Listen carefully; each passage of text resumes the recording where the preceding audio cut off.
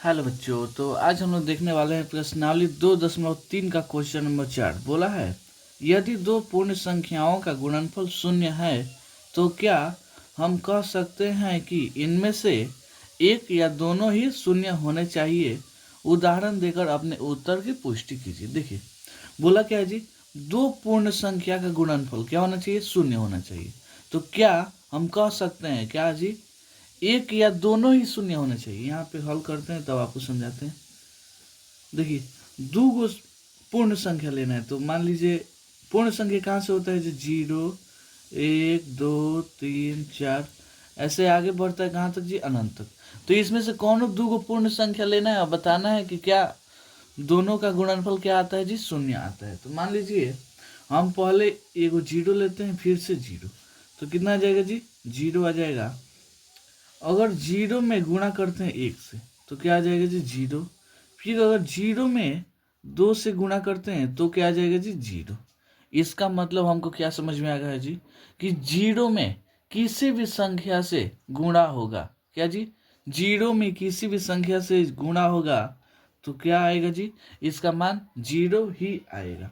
वही हमको पूछा था कि इनमें से एक या दोनों शून्य होने चाहिए।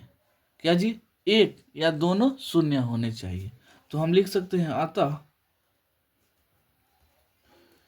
अतः उपयुक्त कथनों से अतः उपयुक्त उपयुक्त कथनों से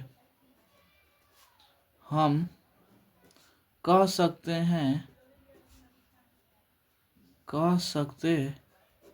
हैं कि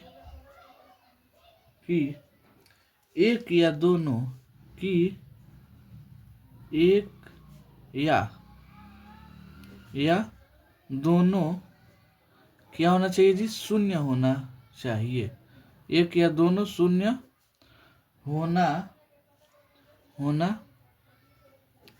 चाहिए। क्वेश्चन समझ में आया? बस इसका इतना ही क्या हो गया जी, आंसर हो गया।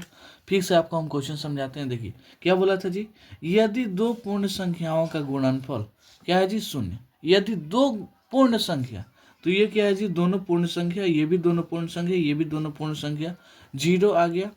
तो क्या हम कह सकते हैं कि इनमें से एक या दोनों ही शून्य होने चाहिए।